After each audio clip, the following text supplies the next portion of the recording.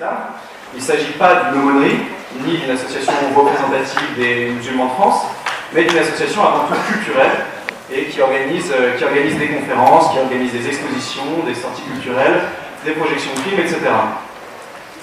Et moi, je vous présente Jean, que voici, qui est membre du Centre Saint-Guillaume.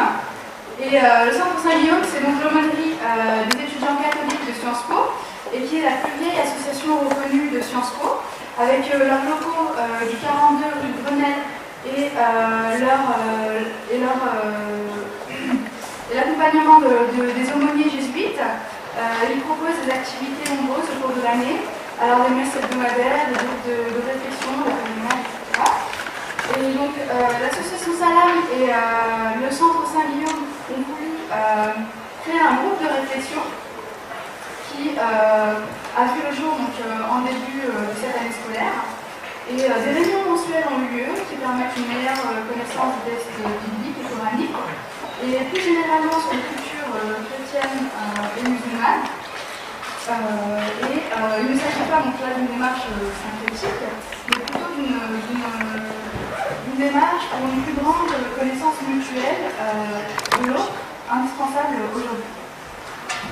Donc la conférence débat de ce soir, du coup, ça représente vraiment le point culminant de ce partenariat.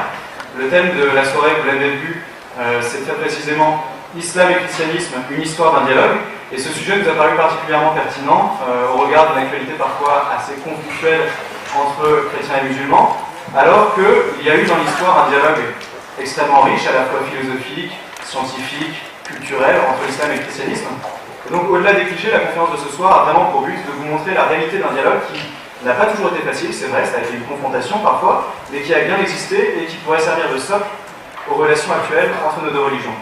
Pour ça, nous avons l'immense plaisir et l'honneur d'accueillir les professeurs Rémi Brague et Malek Chebel. Je vais laisser Noua présenter M. Brague. Rémi Brague, bonsoir. Vous êtes professeur d'histoire de la philosophie et l'un des très rares spécialistes en France des philosophies médiévales à la fois juive, musulmane et chrétienne, membre de l'Académie des sciences morales et politiques, dont ouvrages ont fait date. On peut citer entre autres Oracle la voie romaine ou encore Le Dieu des chrétiens et d'un ou deux autres. Et à mon tour de présenter M. Chebel. Bonsoir M. Chebel. Vous êtes anthropologue des religions, islamologue, psychanalyste, et vous êtes un des intellectuels musulmans qui compte en France. Et donc d'ailleurs à ce titre, vous êtes régulièrement consulté sur toutes les questions qui touchent à l'islam, à la fois par les pouvoirs publics ou par les médias. Notamment, vous avez une émission télévisée régulière. Parmi vos ouvrages les plus connus, on peut citer notamment Le corps dans l'islam ou encore L'islam et la raison. C'est une des raisons pour lesquelles nous vous avons fait venir ce soir, et on va passer tout de suite dans le vif du sujet avec la première question. La première question qui m'est venue en préparant le débat, j'ai trouvé ça amusant parce que vous participez, vous, M. Chebel, régulièrement à une émission télévisée qui s'appelle Les enfants d'Abraham. Et en lisant les ouvrages de M. Brague, je me suis aperçu qu'à chaque fois il y avait quelques pages, voire des chapitres entiers consacrés à dire que cette expression, les enfants d'Abraham, ou encore les religions du livre, ça n'avait pas beaucoup de sens, c'était à la fois faux d'une certaine manière et peut-être inutile. Et je voulais savoir, M. Brague, si vous pouviez nous expliquer brièvement pourquoi ces deux expressions sont fausses, inutiles, voire peut-être dangereuses. Je suis flatté de devoir en parler les premiers, je ne sais pas si c'est un avantage ou un inconvénient, mais bon, d'abord, je ne suis pas islamologue, je suis philosophe, et donc je ne considérerais pas qu'il serait de mon droit prétendre spécialiste de choses sur lesquelles je n'ai pas passé le parcours universitaire. Je suis agrégé de philo, je fais une thèse de philo, donc je suis philosophe. Mais si vous voulez, je vais vous raconter, ça sera une manière de commencer à répondre à cette question. Comment je me suis mis à comprendre qu'il fallait peut-être que je travaille un petit peu ce que c'était que l'islam. C'était justement au début de mon activité d'enseignant à l'université Paris 1. J'enseignais donc la philosophie arabe, les textes philosophiques de langue arabe. Et j'avais un étudiant tout à fait sympathique et intelligent, qui était un Marocain, Et je lui ai dit, je ne sais pas, dans une conversation tout à fait sympathique, nous sommes tous adeptes d'une religion, d'une religion d'Abraham, une religion qui se réclame d'Abraham. Et là, il m'a dit, la religion d'Abraham, c'est l'islam.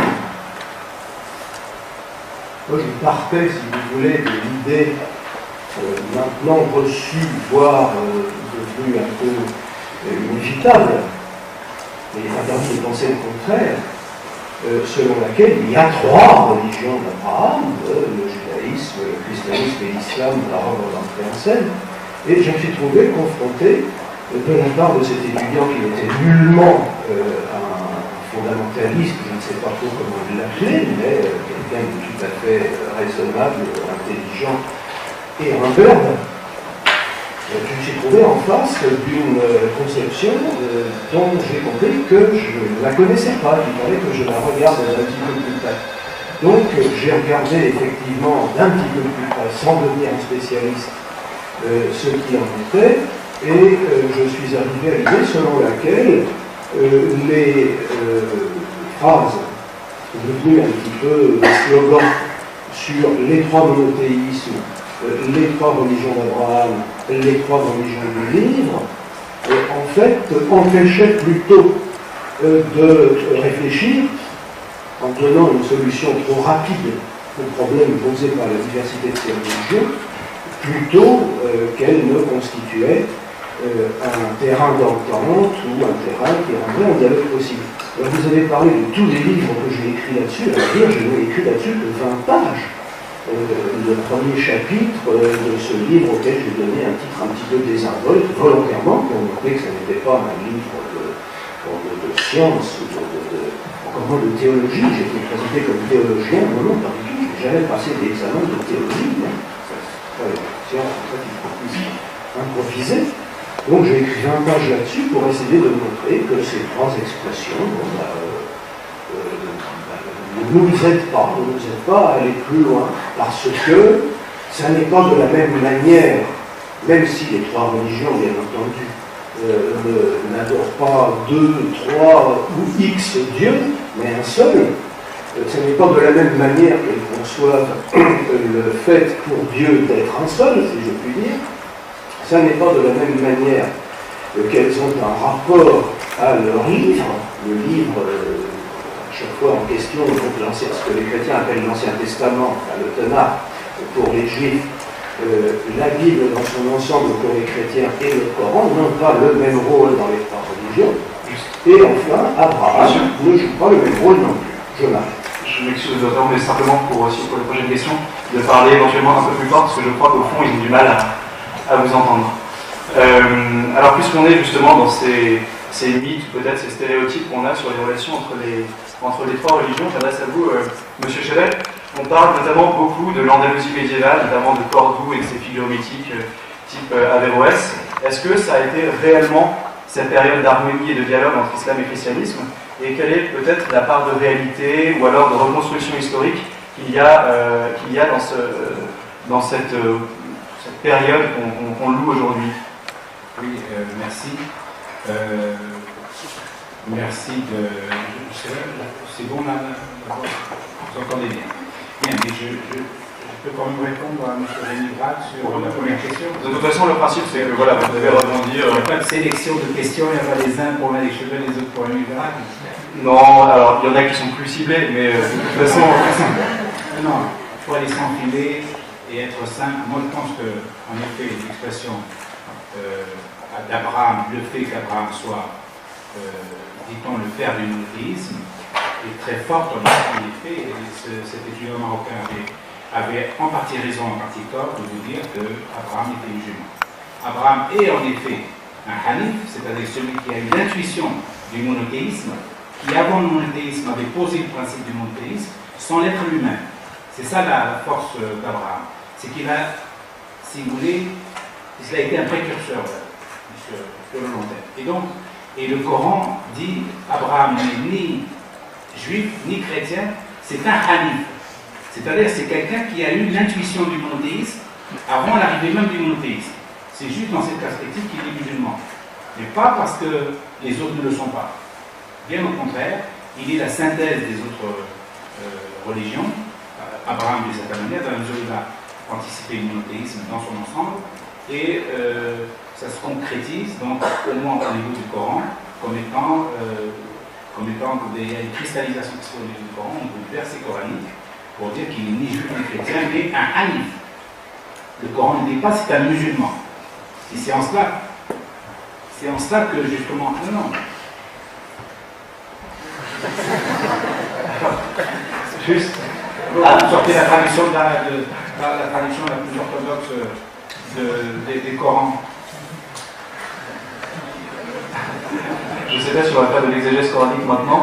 Mais non, mais c'est intéressant. En attendant, peut-être si vous pouvez nous parler de Cordoue. Cordoue vient après. Cordoue, ne vous inquiétez pas, viendra après. Est-ce qu'on sera brave? Alors, juste. Allez-y. En quoi est-ce que ce que disait M. Chebel ne vous convient pas? Tout simplement parce que non, ça me convient et ça ne me convient pas à la fois, si vous voulez. Pardon, excusez-moi, le texte de la Sourate 3, verset 67, dit exactement.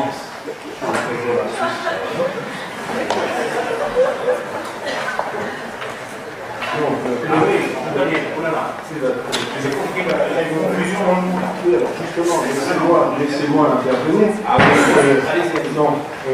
L'un des deux versets qui dit ce que Malek Chebel a cité de manière tout à fait fidèle, à savoir cette tentative, les versets qui contiennent cette tentative, si vous voulez, d'une double subversion du judaïsme et du christianisme en remontant à un niveau, si je puis dire, antérieur à eux. Alors l'un de ces deux versets comporte, bien entendu, alors cette expression fort mystérieuse, hanif, bon, là-dessus on a écrit des bibliothèques, bon, vrai monothéiste, bon, quelque chose comme ça.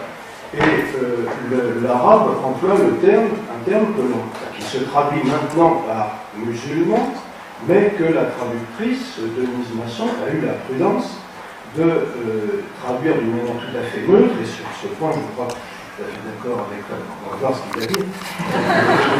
Visiblement, c'est pas acquis. Il était un vrai croyant, soumis, et la traductrice a ajouté, pour que ça soit compréhensible, acquis, soumis à Dieu. Simplement, ensuite, le mot musulman a été compris comme désignant ce que signifie aujourd'hui musulman, au prix d'une sorte d'anachronisme. Enfin, c'est une interprétation qui a ses lettres de noblesse. Oui, alors, en effet, le mot musulman a plusieurs acceptions. Et là, Denise Masson, comme déjà, c'est une femme qui traduit le Coran, c'est pas très bien vu. En plus, c'est une chrétienne qui traduit le Coran, c'est pas bien vu non plus. En plus, elle vivait au Maroc, c'est pas toujours bien vu. Et en plus, elle voulait plaire, si vous voulez, à l'orthodoxie musulmane de l'Arabie Saoudite comme pas les nôtres. Donc elle avait quand même 4 casseroles à tirer derrière elle. Et je comprends sa prudence. Ceci étant, c'est un affadissement, un aplatissement, un appauvrissement du mot musulman de considérer que parmi les 3 exceptions, entre autres en effet soumis à Dieu, mais soumis toujours, moi je rectifie toujours quand il y a un article de journal qui me dit soumis à Dieu sans précision, je dis soumis avec ferveur. La soumission en islam n'est pas une soumission passive, c'est une soumission active. C'est que le musulman est heureux d'être, si vous voulez, le sujet d'Allah, le sujet de Dieu. Il n'est pas soumis d'une manière passive à se coucher, si vous voulez, comme un esclave devant son maître. Ce n'est pas le cas. C'est soumis à Dieu. Donc si vous ne traduisez pas soumis avec ferveur à Dieu, la notion de ferveur, la notion de participation, bien vous avez aplati la notion, vous avez dénaturé le texte et le contexte, et vous avez traduit Abraham comme étant un musulman. Non, Abraham est soumis avec ferveur à Dieu en tant qu'il a intuitionné, si vous voulez, le Dieu unique, le Dieu un. C'est dans ce sens qu'il est musulman, mais pas musulman au sens de coreligionnaire. C'est musulman au sens, si vous voulez, métaphorique, au sens de soumis à Dieu, comme le sont tous les musulmans et tous les êtres humains d'ailleurs qui croient au monothéisme. Ils sont soumis à Dieu, pratiquement au même Dieu, Allah, pour ne pas le nommer, puisqu'ils se reconnaissent en ce Dieu-là, un, et qui n'est pas, si vous voulez, qui n'est pas un dictateur, qui n'est pas un potentat. Donc on y est soumis à dictateur avec cette façon. C'est dans ce sens que Denise Mazon, avec prudence, et elle a raison, a traduit précisément soumis et pas musulman. Alors peut-être juste après cet épineux problème de traduction, sur lequel c'est important, vous aurez à prononcer. C'est même capital. Si vous ne comprenez pas les mots, c'est pas la peine de parler. Pour autant, si on peut passer donc effectivement à cette période qui fait l'objet d'un mythe en Occident, qui est l'Andalousie médiévale. On nous présente ça comme une version idyllique du dialogue islamo-chrétien. Est-ce que c'était réellement le cas? C'est quelque chose que, je pense, on peut développer. Attendez, déjà on saute d'Abraham jusqu'à l'Andalousie, il n'y a pas des questions intermédiaires? Et je ne vous cache pas qu'on va jusqu'à quasi nos jours, donc il faut... Je vais vous dire. L'Andalousie, certains la présentent comme une version idyllique du dialogue de religion et de la fraternité des monothéistes et d'autres aujourd'hui, dans un souci utile, sans doute, de subversion politique, on va revoir nos classiques et on va les réviser. Faire du révisionnisme de bon aloi, surtout quand c'est dans des académies, dans des livres. Et on vous dit c'est la version édulcorée du dialogue entre les livres. Édulcorée. C'est-à-dire que finalement, pour qu'il y ait un dialogue, selon la deuxième tendance, la deuxième version, la deuxième école que moi j'appellerais un peu révisionniste, c'est qu'il faut se dépouiller de ses croyances et venir uniquement avec une fleur à la main. Et là on peut dialoguer, chacun apporte sa quote-part de douceur et de gentillesse, et on va dialoguer. Donc évidemment, dans ces conditions, l'Andalousie n'a jamais existé, sous cette optique-là. Ouais. L'Andalousie a existé, en effet, et c'est même, je dirais, une exception dans l'histoire de l'humanité, pas seulement de l'islam, mais de l'humanité. Durant 7 siècles, il y a eu des juifs, des chrétiens, des musulmans et des agnostiques, des athées, toutes sortes de religions, ou pas de religion d'ailleurs du tout, qui ont vécu sur une terre, en effet, conquise par les musulmans, mais de nouveau reconquise plus tard par ses premiers propriétaires, et c'est tout à fait normal. Mais néanmoins, pendant 7 siècles, on parle de siècles, on ne parle pas de quelques semaines. La laïcité, à un siècle d'existence, déjà, elle a subi 40 révisions. 40 révisions. Pendant 7 siècles, musulmans, chrétiens, juifs, chacun dans sa position, évidemment, avec le présupposé, en effet, je suis d'accord, que l'islam était on va dire qu'il était incarné la gouvernance à ce moment-là, et donc si les autres acceptaient la situation, les choses passaient bien. 7 siècles, et de grandes réalisations toutes les faites. Pas tout, évidemment, et ils n'ont pas recréé la planète, ils n'ont pas recréé l'humanité tout entière. Il y a évidemment des faiblesses et des imperfections, mais néanmoins, je trouve que, grosso modo, si nous arrivions aujourd'hui en France, au moins pendant l'année qui vient, jusqu'au 13 mai 2012, à vivre sur le modèle de l'Andalousie antique, nous aurons réussi une grande partie de notre humanité. Alors, monsieur Rack, je me tourne peut-être un peu vers vous, mais ce que j'avais lu, c'était que finalement il y avait des communautés qui de fait vivaient ensemble sur le même territoire, mais qu'elles vivaient dans une coexistence finalement relativement séparée, où chacun était un peu sous sa communauté. Est-ce qu'il y avait des dialogues notamment entre philosophes ou théologiens des 3 confessions, ou est-ce que c'était juste une coexistence pacifique? J'ai malheureusement beaucoup à dire sur ces sujets, et je crois qu'il va falloir que vous m'interrompiez. M. Chevèle a supposé que le rêve andalou avait été une réalité. Là, moi, je me permettrai d'apporter quelques nuances à cette idée, mais je voudrais déjà faire remarquer que vous demandez pourquoi nous avons besoin de ce rêve. Je dirais, et là je sais que je parle à Sciences Po, eh bien je dirais que le rêve d'un paradis terrestre devient peut-être indispensable à partir du moment où on cesse de croire à un paradis céleste, d'une part, et d'autre part que les paradis terrestres contemporains, à savoir l'URSS, la Chine de Mao, Cuba et autres, en ont quand même pris un sale coup depuis quelques années. Il est difficile de penser que le paradis terrestre soit maintenant contemporain. Alors il faut trouver un endroit où on va pouvoir le loger sans trop de danger. Le passé, c'est l'endroit idéal parce que personne ne peut aller vérifier. Alors, où le situer? Bon, Alexandrie, il y a maintenant à peu près plus d'Italiens, de Grecs et de Juifs à Alexandrie, c'est une ville entièrement musulmane, ou quasiment entièrement. C'est plus la ville de Lorenz Garel. La Bosnie, bon, n'en parlons pas, peut-être mieux. L'Andalousie est suffisamment loin pour qu'on puisse raconter de près n'importe quoi. Moi, je dirais que c'était une société médiévale comme une autre, ni pire, ni meilleure. Et sur les 7 siècles en question, on peut calculer le nombre de 711 à 1492, qui est la date de l'expulsion, de la fin du royaume monastique de Grenade, donc la fin de ce que l'on appelle la Reconquête, qui a été plutôt une conquête qu'une reconquête, enfin peu importe. Ces 7 siècles, je crois qu'il faut en rabattre pas mal. Ne serait-ce par exemple que si l'on regarde les exemples des noms qui ont été donnés dans ces questions, que je trouve tout à fait d'ailleurs bien faites. Cordoue et ses figures mythiques, de quoi Maïmonide, Averroès, etc. Donc, Maïmonide a quand même été chassé de Cordoue en 1148 avec sa famille, lorsque les Almohades ont placé les Juifs et les chrétiens devant le choix entre la valise et le cercueil. Donc il est allé, il a fini sa vie en Égypte, où c'était plus cool, disons. Bon. Averroès, bon, il a eu des ennuis. Là, je pense lui que c'est un collègue, si vous voulez, un collègue philosophe.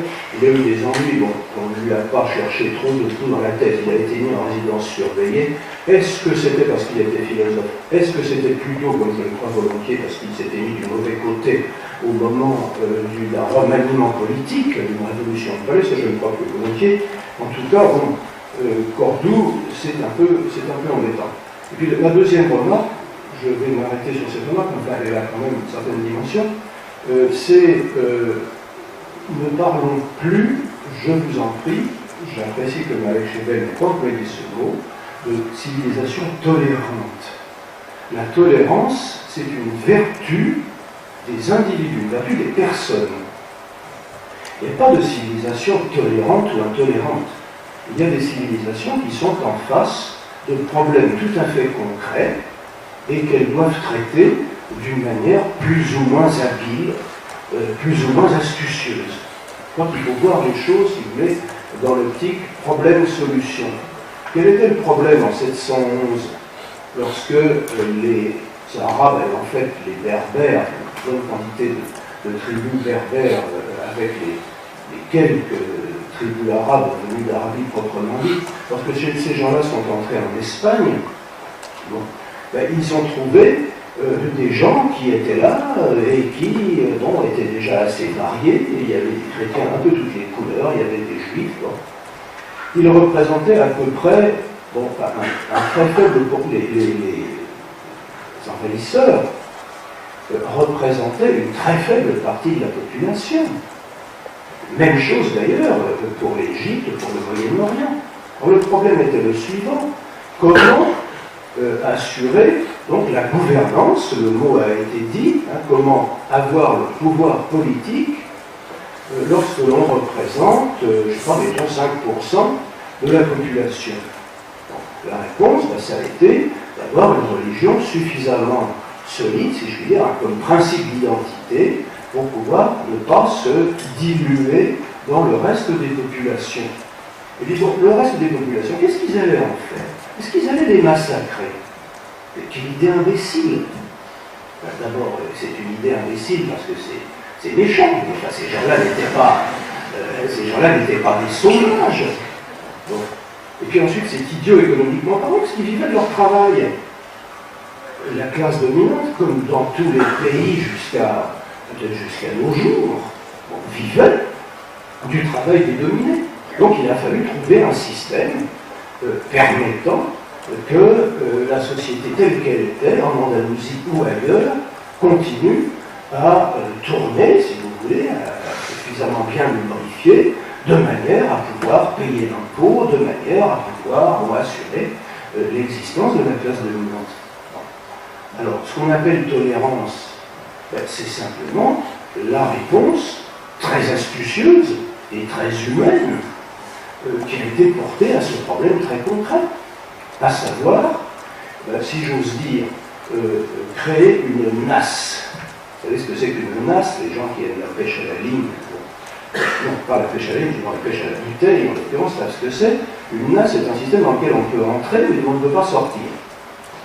Voilà les règles qui ont été imposées aux juifs et aux chrétiens étaient comme ça. Vous pouvez entrer dans l'islam, une fois que vous êtes entré, vous pouvez plus ressortir. Enfin, voilà. Comme en plus il y avait une pression assez douce, hein, il ne faut pas s'imaginer le cimetière brandi à toute occasion. Il y avait un système assez doux qui consistait à faire payer plus d'impôts aux juifs et aux chrétiens qu'aux musulmans. Bon, il s'est passé la même chose dans ces pays-là que bien plus tard, par exemple, dans l'Angleterre d'Élisabeth Ier, qui a appliqué exactement le système à ses sujets catholiques. Bon, au bout de quelques générations, les catholiques étaient en forte minorité. Donc la tolérance n'est pas l'attitude que l'on a envers une minorité, donc c'est très important. C'est le problème, c'est une solution très habile, très astucieuse et très humaine, posée par le problème de l'existence d'une majorité que l'on contrôle. Et je crois qu'on peut dire ça de l'Andalousie, comme de l'Irak, comme de l'Égypte, comme de l'Iran et du reste. Le fait, je crois qu'il y a eu d'ailleurs des personnalités comme ça en Damascène dont la famille, me semble-t-il, a été fonctionnaire pendant des générations de l'administration musulmane, sans que ça pose un problème. Les Omeyyades n'étaient pas des idiots, ils ont utilisé les compétences. Ils venaient d'Arabie, donc d'une situation, si vous voulez, sociale et politique, quand même assez rudimentaire. On ne sait pas grand-chose, assez rudimentaire par rapport à la manière dont l'Empire byzantin était gouverné. Il y avait des fonctionnaires sur place, ils ont maintenu en place, jusqu'au moment où ils sont devenus suffisamment grands, si je puis dire, pour pouvoir marcher tout seuls. Et Jean Damascène, donc, qui est l'un des plus anciens témoignages, non pas sur l'islam, il ne nomme jamais, il ne dit jamais l'islam, il dit les Ismaéliens. Ça n'a rien à voir avec les Ismaéliens, les Cannes et ces gens-là, hein, c'est une manière de désigner les Arabes considérés dans le vocabulaire biblique comme les descendants d'Ismaël, hein, le fils d'Abraham. Bon. Ce sont des phénomènes extrêmement concrets. Hein, je ne suis pas historien moi-même, mais je crois qu'il faudrait vraiment un historien pur et dur, un vrai, quoi, pour traiter cette question, et pas distribuer des prix de tolérance ou des bonnets d'âme d'intolérance. Alors moi j'avais une question. Alors la philosophie théologique chrétienne médiévale fait souvent référence aux penseurs arabo-musulmans, Averroès par exemple, pour s'y confronter ou s'y opposer. Alors il y avait une réciprocité dans le monde musulman, avec des penseurs faisant référence à des théologiens et philosophes chrétiens, donc sans la médiation aristo-chrétienne. Je vais vous répondre à cette question et évidemment je vais revenir à l'intervention de Rémi Murat parce que comment ça fait le fonctionnement? Pour répondre à la question, mademoiselle, je pense que nous avons là, j'ai sorti de ma bibliothèque aujourd'hui même un livre que j'aime beaucoup, que je lis de temps en temps par petits bouts, c'est le dialogue d'Abraham de Tibériade avec Abdelrahman al-Hashimi à Jérusalem vers 820. Et il parle de philosophie, c'est de grands philosophes, de grands penseurs, libres penseurs même, chacun parlant évidemment de son point de vue, et il n'évoque jamais Aristote. Il n'évoque jamais Aristote, c'est un siècle et demi avant Averroès. Donc, il y a une philosophie constituée arabe, il y a une théologie musulmane tout à fait structurée. 920, 820, 9e siècle, à Jérusalem. Et d'ailleurs, c'est l'Institut pontifical de Rome qui a publié le bouquin, le suspecté de manquer d'objectivité. Pour revenir à l'Andalousie, j'aime beaucoup la présentation de Rémi Murat parce qu'il nous donne à foison en fait, des éléments d'appréciation que vous allez voir qui sont tout à fait significatifs. Quand il dit les Almohades, il ne vous dit pas que d'abord, un, il vient du Maghreb, et deux, il trucide tout le monde, y compris les musulmans. C'est un élément d'appréciation important. Ils ne sont pas venus pour trucider les juifs ou les chrétiens. C'est tout le monde, parce qu'ils veulent prendre le pouvoir à la place des gens qui étaient en place. Ouais. Ensuite, il parle d'Averroès, où il parle de certain nombre de gens, toutes les notions là. Vous dites, par exemple, M. Braque, qu'en l'absence de paradis terrestre, il faut bien en créer un, et comparé à ça, ça tombe en Andalousie. Il n'y a pas que les sans feu, si ça tombe en Andalousie, il y a bien une raison pour que les gens se sentent plus, si vous voulez, portés vers la lumière à cette période-là, qu'ailleurs. Et puis évidemment, les 7 siècles, c'est métaphorique encore, c'est une image pour dire que pendant ces siècles, les choses sont bien passées, grosso modo. Vous dites que les juifs et les chrétiens sont là juste pour payer d'impôts, pour que les musulmans encaissent comme s'ils étaient des patrons. Non, il y a eu des accords avec, au temps même du prophète, entre les chrétiens, les musulmans et les juifs, pour réguler le problème de la guerre et de la paix. Vous savez, il y a eu des accords par écrit, où les responsables de chaque communauté acceptaient le périmètre dans lequel ils se situaient et qu'il n'y avait pas de dhimmi, la dhimma comme on dit, comme il y a toute une tendance aujourd'hui en France et aux États-Unis et au Canada, des dhimmistes spécialistes de la dhimma, c'est-à-dire le fait que les juifs aient été, sûrement les juifs d'ailleurs, dans certains cas, parce qu'ils ne sortent pas pour bien montrer l'opposition qu'on a aujourd'hui avec Israël et le monde arabe, parce que évidemment ce sont les images fortes qui restent dans la tête des gens, alors que la dhimma est applicable à toutes les autres confessions en dehors de l'islam. La dhimma, c'est un accord, un pacte conclu avec les responsables de chaque communauté pour que, d'abord, on leur fout la paix, les musulmans ne les agressent pas, étant donné qu'ils sont les membres des religions du livre, chrétiens ou musulmans, chrétiens ou juifs, et donc sur cette base-là, il n'y a pas d'agression des musulmans vis-à-vis des juifs et des chrétiens sur la base qui sont donc les adeptes du livre. Mais en contrepartie, évidemment, comme d'abord ils ne les agressent pas, ils respectent leurs croyances et leurs pratiques rituelles, culturelles. Ça, c'est personne ne vous dira, même Maïmonide, qui est le plus grand savant juif d'Andalousie, ne s'est jamais plaint du fait qu'en Andalousie ou ailleurs, il ait été empêché, de quelque manière que ce soit, d'être juif et d'être un grand penseur juif. De la même manière, évidemment, les chrétiens aussi pouvaient pratiquement à 100% tout le temps, et même en situation de crise, pratiquer leur religion. En contrepartie, la dhimma, elle est faite pour des gens qui ne font pas la guerre, qui ne prennent pas le cimetière au nom des musulmans pour aller, si vous voulez, mener des batailles ailleurs.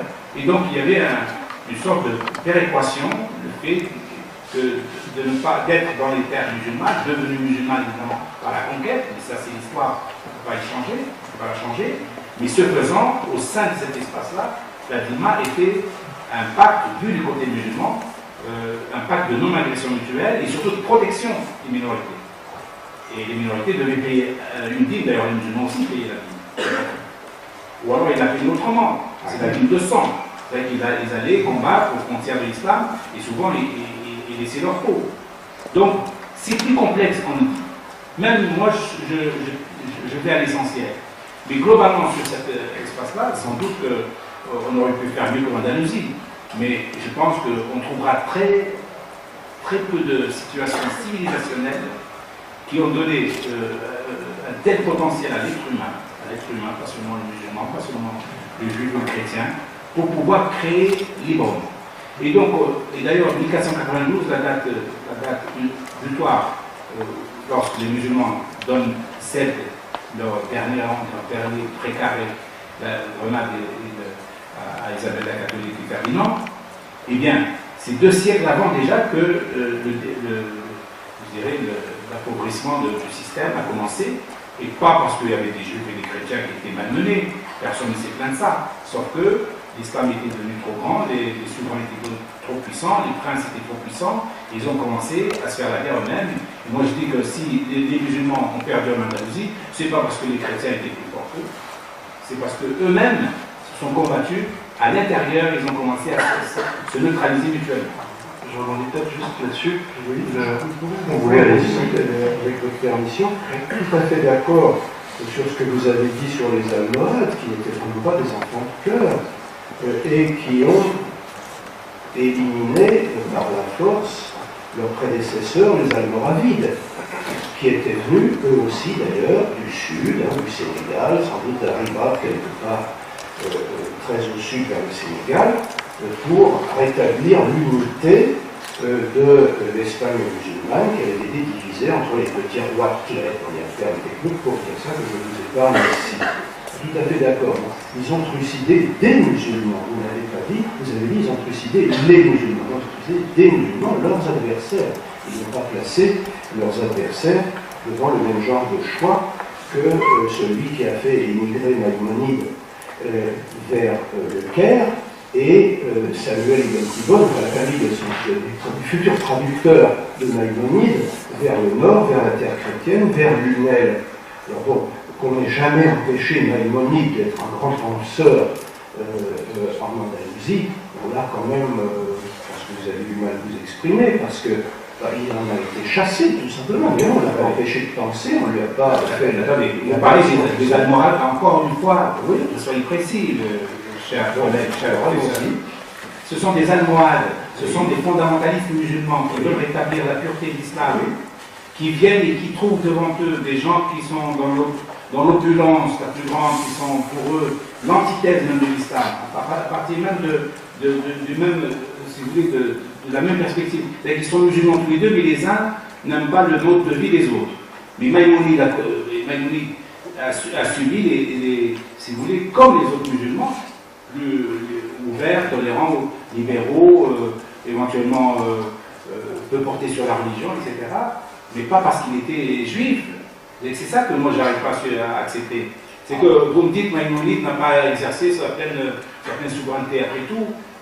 Quand il est parti de l'Andalousie, il est allé encore dans un autre pays musulman. Bien sûr. Il a accueilli très bien. C'est ce que je et même en Andalousie, il était au plus haute sphère de l'État. Il l'a quitté en 148, il avait 10 ans. Il était peut-être précoce, il n'était certainement pas au plus haut sommet de l'État. Lui et tous les non, lui, en tant que symbole, j'ai des juifs, si ça monte. Alors, ce qu'on peut voir en tout cas, c'est que l'Andalousie n'était certainement pas une vallée rose, même s'il y a eu une coexistence à certains moments. Mais on va non plus trop loin, je ne vais pas dire absolument le contraire. L'Andalousie, alors il y a une réalité, une floraison culturelle remarquable. Des astronomes, des opticiens, des philosophes, on vient d'en parler, si vous voulez, un terreau sur lequel la pensée pousse bien. Ça c'est vrai.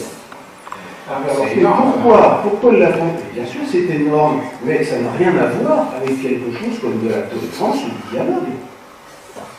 Bon, ce qui est vrai aussi, vous avez posé la question, pourquoi a-t-on cherché ce paradis terrestre en Espagne? Eh bien, je vous dirais que l'Espagne est l'endroit idéal depuis le XIXe siècle pour la recherche des paradis terrestres. Ça a commencé avec Mérimée, avec des gens comme ça. On a cherché déjà dans l'Espagne une sorte de conservatoire des mœurs médiévales les plus brutales. Regardez la Carmen de Mérimée, elle se fait quand même suicider. Bon. Mais bien sûr, non, mais ce sont des mœurs pittoresques, authentiques, chica, aïe. C'est ça l'Espagne. Et l'Andalousie est venue relayer, si vous voulez, ce mythe de l'Espagne romantique. C'est pas par hasard qu'on a cherché à cet endroit-là. Il y avait, alors là je vous le concède tout avant parce que c'est vrai, c'est une sorte de raison suffisante, une floraison culturelle tout à fait remarquable. Maïmonide, bon, est un excellent exemple. La Dhimma, attention, les accords, je parle devant des gens qui ont quand même une petite formation juridique, ce sont des accords octroyés, pas des contrats négociés. Ce sont des accords révocables à chaque instant par la volonté du gouvernement. Une protection, bien sûr, une protection contre qui? Contre le gouvernement islamique lui-même, et pas contre autre chose. Ils ne combattent pas, ils payent l'impôt pour alimenter les armées qui vont aller combattre leurs religionnaires. Attendez, une minorité. Vous dites vous-même que c'est souvent une minorité. On ne peut pas dire que la petite minorité juive va payer les impôts de la grande puissance armée musulmane. Attendez, ça ne tient pas la route au point de vue déjà du volume. Contribue. Non, ça ne tient pas la route au point de vue du volume. Parce que la puissance musulmane, quand elle était à son apogée, elle était précisément, ça partait de Cordoue jusqu'à Tashkent et encore, eh bien, c'était quand même, je ne sais pas, vous imaginez bien, sur 6000 km de diamètre, sur 6000 km de diamètre, il y avait une centaine de floraisons de techniques, de cultures, d'histoires, d'itinéraires, 100, 200, 300 espèces différentes, des couleurs différentes, des sensibilités différentes, évidemment, et un prélèvement d'impôts. Oui, bien sûr. Oui, on va peut-être là, parce que donner l'épaisseur de tout ça. Oui. Si vous réduisez la DIMA juste à un accord subi, on n'a rien dit. Si en plus cet accord dure des siècles, vous voyez, s'il durait juste le temps que le type, le sultan almohade, fasse ses exactions, on passe à autre chose, d'accord, mais le problème, c'est pas le cas. Alors, justement, vous dites qu'on passe à autre chose, et juste un point sur le paradis terrestre. Je vais vous dire, les Omeyyades, comme on les appelle les Omeyyades d'Occident, c'est-à-dire un seul type qui a échappé au massacre collectif qu'ont perpétré les Abbassides au détriment des Omeyyades d'Orient, quand ils étaient à Damas, un type échappe. Ça arrive, comme dans tous les films hollywoodiens, il y a toujours un type de sauveur, de héros qui échappe. Sinon le film s'arrête. Hein. Donc il faut qu'il échappe. Donc il réussit à échapper et il se retrouve en in-fine à Cordoue. Et donc à Cordoue va se développer donc une civilisation très raffinée, donc omeyyade, d'origine donc syrienne, si vous voulez. Ils se retrouvent transplantés à Cordoue. Et leur obsession à ces Omeyyades d'Occident, ils sont des gens d'une grande culture, d'une grande urbanité. Il ne faut pas oublier que nous sommes à une période où ils avaient synthétisé l'ensemble du savoir-faire oral et l'éloquence arabe en termes de poésie, en termes d'art amoureux, d'art courtois, de convivialité, de commensalité. C'était des gens arrivés à un très haut niveau de raffinement. Leur souci était de créer l'Andalousie, de créer le paradis terrestre en Andalousie pour rivaliser avec les Abbassides de Bagdad, parce que les Abbassides déplacent leur capitale, ils sont à Bagdad, au 8e, 9e siècle. Et donc eux, ils sont en Occident, donc les Omeyyades d'Occident en Andalousie, veulent rivaliser, non pas par la force, avec leurs ennemis jurés, frères ennemis, les Abbassides, mais par la beauté, l'intelligence, par la poésie, par le raffinement. Et donc ils ont, de leur existence et de leur propre fait, créé ce paradis terrestre, semi-paradis terrestre, ou en tout cas début de paradis terrestre, avant que les autres ne viennent. Avant qu'on qualifie ça au jour du 20e, 21e siècle, déjà au 8e siècle et au 9e siècle, on crée des nawriyat, c'est-à-dire pour opposer des poésies florales, pour prendre le dessus, si vous voulez, sur l'équivalent en Andalousie, à Bagdad. Donc il y avait cette volonté, cette émulation chez les Omeyyades d'Occident à créer, à inventer une sorte de paradis qu'ils avaient déjà de fait, puisqu'ils avaient l'eau et les autres n'avaient pas, etc. Et donc on le suit parfaitement dans pas mal d'ouvrages faits ici en France sur cette rivalité qui a donné cette on va quand même terminer dans l'Andalousie médiévale un moment, parce que l'heure tourne. Et vous avez évoqué tout à l'heure, Malek Chevel, le déclin relatif de l'islam vers, même un peu avant 1492. Et à ce déclin de l'islam en tant que tel, correspond aussi le déclin du dialogue entre l'islam et le christianisme, puisque on peut penser évidemment au Moyen-Âge, à saint Thomas d'Aquin, effectivement, qui cite Averroès régulièrement, ou d'autres, la Vicenne. Et après, qu'est-ce qui se passe? On a l'impression que jusqu'à, grosso modo, les orientalistes comme Massillon, il ne se passe rien dans les échanges culturels entre l'islam et le christianisme. Alors est-ce que c'est dû au déclin de la civilisation musulmane? Est-ce que c'est dû à un repli de chacune des deux civilisations? Est-ce que c'est dû à un refus? Qu'est-ce qui explique ça? Vous pouvez voir, M. Brass, comment vous expliquez ça? Je suis un petit peu gêné parce que j'ai trouvé la question que votre voisine a posée tout à fait bonne. Ah oui, j'aimerais bien. Bon, vous dites, hein, la philosophie médiévale faisait souvent référence aux penseurs arabo-musulmans, la philosophie théologique chrétienne médiévale faisait souvent référence aux penseurs arabo-musulmans pour s'y confronter ou s'y opposer. C'est tout à fait exact. J'ajouterais même que c'est pas uniquement pour s'y confronter ou s'y opposer, c'est pour leur emprunter en citant, en disant, bon, ça je l'ai trouvé chez Avicenne, ça je l'ai trouvé chez Averroès, merci, coup de chapeau. Il y a de ça aussi. Il y a de ça aussi. Il n'y a pas Thomas d'Aquin que vous avez cité est un très bon exemple. On y discute pied à pied avec Averroès. Bon, même parfois, il lui envoie une vanne. Il dit que c'est plutôt le corrupteur de la philosophie aristotélicienne que le véritable interprète. Mais ce n'est pas Averroès qui disait.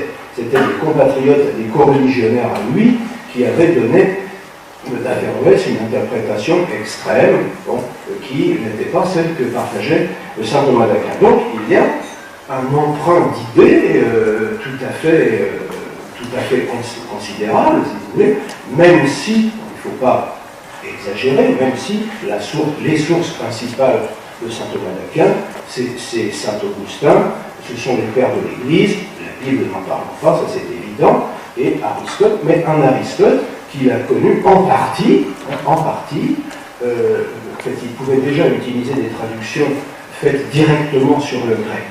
Mais enfin, il y avait une tradition d'études. Pardon? Ça l'arrangeait pas, ça l'arrangeait moins. Il s'en est accommodé, il s'en est passé par Averroès quand même. Ah bien sûr, oui, mais certainement. Certainement. Il y a eu pas que saint Thomas d'Aquin d'ailleurs, tout à fait. Oui, alors justement, il était même appelé le commentateur. C'est ce que j'allais dire. Il y a un philosophe de grande importance aussi, qui était un Anglais, un Écossais, Jean Dance, qu'on appelait Scott, parce que justement, il venait du nord de l'Angleterre. Et alors lui, c'était un avicénisant, un fan, si vous voulez, un groupie d'Avicenne. Pour lui, le philosophe, c'était Avicenne. Avicenne. Bon. Il y a des phénomènes analogues. Par exemple, saint Thomas utilise largement Maïmonide dans toute sa connaissance, la connaissance qu'il a de l'apologétique musulmane, de ce qu'on appelle le kalam. C'est peut-être un petit peu long d'en parler ici, donc ça lui vient de Maïmonide. Toute sa réflexion sur les raisons des commandements dans l'ancienne alliance, et en particulier les commandements un petit peu bizarres, on a du mal à justifier, ça lui vient directement de Maïmonide. Bon. L'ennui, si vous voulez, c'est qu'à ma connaissance, il n'y a pas eu de réciprocité.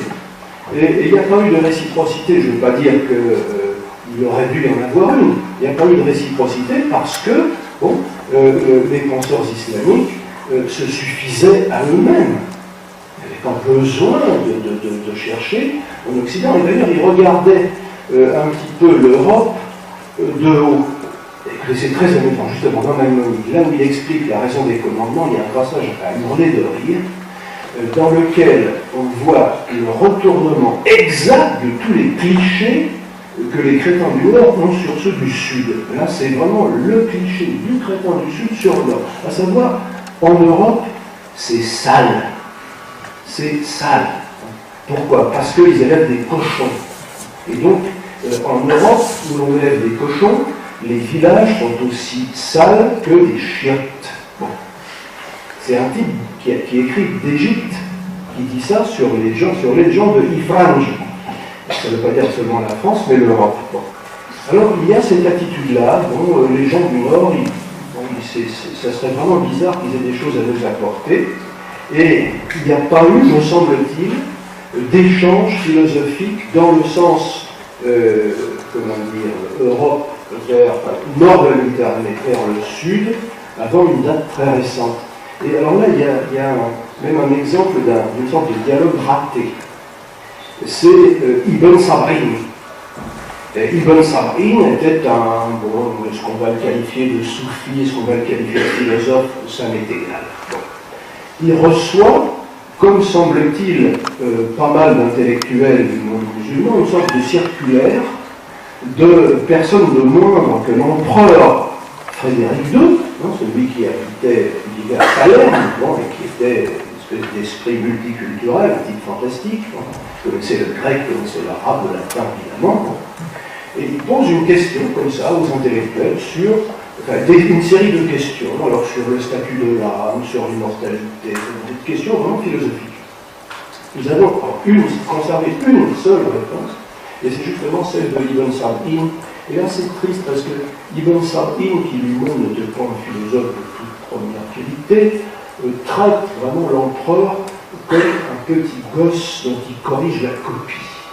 Bon là, il y a une grosse confusion logique. C'est vraiment retourner à l'école. Il traite vraiment ça de haut. C'est dommage. C'est ce qu'aurait pu être une sorte de dialogue, et puis qui est raté. En l'occurrence, bon, c'était parce que c'était Ibn Sab'in. Ce qui se passe de l'autre côté n'était peut-être pas meilleur. En tout cas, il n'y a pas eu tellement ça. Vous partagez ce diagnostic, M. Schwellen? Absolument. Je dois dire que la complexité du débat que nous avons là, c'est que nous traversons en un clin d'œil des siècles et des siècles. Je pense que pour la clarté du propos, il faut que nous situions à chaque instant, si vous voulez, la tranche qui nous intéresse et pourquoi nous la choisissons. Parce que sans quoi on part dans des confusions terribles, du genre l'islam 14 siècles, il a été ceci ou cela. Ben, souvent il n'a été ni ceci ni cela, parce qu'il est tout ça en même temps, ou il n'est pas du tout à d'autres moments. Donc la difficulté est là. C'est qu'au Moyen-Âge, jusqu'au XIIe siècle, en effet, et peut-être c'est un peu difficile à concevoir aujourd'hui, y compris en France, à commencer même par la France, je dirais, que les Arabes, les philosophes arabes, toute obédience confondue, y compris les chrétiens arabes, y compris ceux qui sont convertis. Mais enfin, il y a le lien, c'est que c'est la culture arabe qui commence, c'est donc le Coran en langue arabe, né en arabe et édité en arabe, on n'y peut rien, c'est comme ça. Et c'est l'islam, la progression de l'islam. Donc le Coran comme vecteur intellectuel, culturel, tout ce que vous voulez, et l'islam comme espace de civilisation. Ces deux facteurs-là, on les retrouve de manière récurrente. C'est l'élément stable. Eh bien, qu'on dise qu'ils ont été mauvais là, que tel type, Ibn Sab'in, a été moins bon philosophe que d'autres, ce qui est vrai, et qu'il a traité d'une manière un peu légère un empereur occidental, il n'y a pas de doute, le problème n'est pas à ce niveau-là. C'est au niveau structurel. Et qu'aujourd'hui, qu'on n'ait pas la capacité de comprendre que les Arabes n'étaient pas le passé plus puissants qu'ils ne le sont aujourd'hui, déjà ça, je ne comprends pas au niveau de leur raisonnement logique qu'on ne puisse pas comprendre ça. Qu'on ait un tabou à entendre la civilisation comme un cycle, c'est sinusoïdal, c'est cyclique, par définition, que les Grecs avaient existé par le passé, on nous avait dit que les Grecs n'étaient pas un grand peuple. Et pourtant, aujourd'hui, ils ont une ligne très, très, très palichonne, notamment sur le plan économique. Bon, et que, inversement, les médecins, les poètes, les grands poètes perses, par rapport à la situation de la Perse d'aujourd'hui, c'est le jour et la nuit. Autant la Perse nous a inspiré à un moment donné. Et ce n'est pas le fait des orientalistes. C'est parce que la Perse avait déjà donné ça. Ce n'est pas parce qu'il y a eu des orientalistes qui sont emballés pour Averroès que Averroès était grand. Non, il était d'abord grand. Et après, il y a des gens qui ont vu sa grandeur. Il ne faut pas confondre. Maintenant, on dit Averroès a été contesté par la Sorbonne. Il a été mis au pilori par l'Église. Il a été abandonné comme corpus d'enseignement, ou Avicenne, et d'autres grands penseurs, et sans doute, c'est possible, mais c'est aussi la compétition entre les nations, elle est au niveau intellectuel, au niveau scientifique. Averroès ne peut pas répondre ad vitam aeternam à toutes les questions de l'humanité. Il faut être sérieux. Il ne faut pas attendre Ernest Renan au XVIIIe siècle pour apprendre ça, sauf parce qu'il était focalisé là-dessus. Donc, moi je dis, toujours, il faut avoir deux, trois focales différents pour analyser les phénomènes culturels. Si on parle des individus, moi j'accepte toutes les évaluations sans aucun problème. D'accord. Si on parle carrément, dans un livre qui s'appelle Le sujet en islam, j'ai pas dit qu'il y avait trois grands corps sociaux qui ont conduit l'islam depuis le début jusqu'à nos jours. D'abord, évidemment, le corps des théologiens, le corps des califes, les califes c'est le pouvoir politique, et puis un troisième corps qui est le corps des savants, c'est le penseur.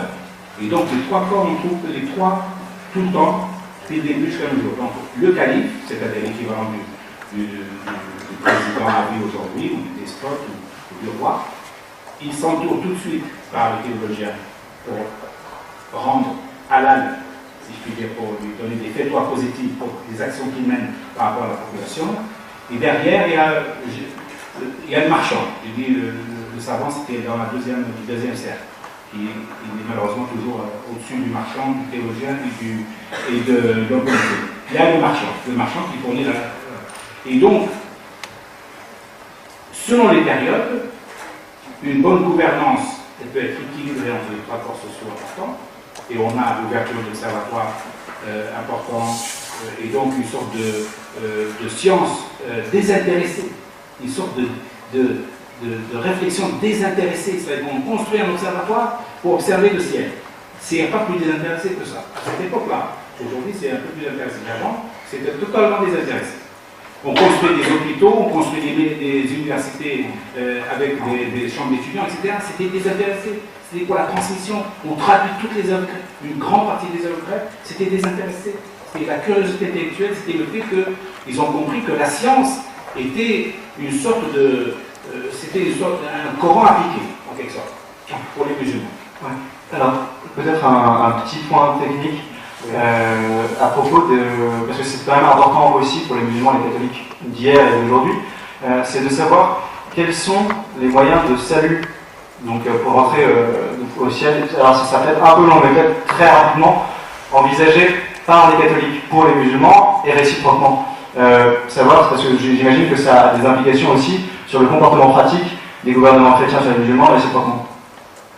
Je ne sais pas si ça vous inspire, visiblement pas trop. Je vais répondre en une phrase et ensuite je vais reprendre ce qui a été dit. Très bien. Selon l'Église, je ne suis pas théologien. Moi je dirais, si j'ai bien compris mon catéchisme, il est assez ancien, le moyen de salut pour les non-chrétiens est le même, que ce soit pour les musulmans, les mormons ou les bouddhistes, c'est écouter la voix de sa conscience morale et y obéir. Point. Bon. Je reviens à ce qui a été dit auparavant. Alors, Averroès, excusez-moi, c'est un de mes amis, Averroès, si je puis dire. Bon, un très grand type. Un très grand type. Le commentateur d'Aristote le plus précis, le plus scrupuleux, un très grand bonhomme. Il a été reçu en Europe. C'est en Europe que l'on a lu Averroès. Chez les Juifs et chez les chrétiens. Dans son pays, vous connaissez le proverbe, nul n'est prophète en son pays, dans son pays, il a été à peu près oublié. Sauf un petit peu comme juriste, parce que la philosophie n'était pas son boulot. Hein. Son véritable métier, c'était d'être juriste, et un juriste de très très haut niveau. Hein. Mettons, je ne sais pas, premier président de la Cour de cassation. Bon, le grand cadi de Cordoue, c'était pas n'importe quoi. Mais comme philosophe, bon. Et là, il y a un paradoxe, si vous voulez. Ce grand bonhomme, justement parce qu'il était très bon, et Malek Chebel l'a dit, il n'y a pas que lui. L'ennui, c'est qu'il y a des gens qui ont cru qu'il n'y avait que lui, et qu'il n'y avait que Aristote, tel que Averroès l'interprétait, ce qui fait que dans l'histoire des idées, c'est affreux à dire, mais il a eu un rôle réactionnaire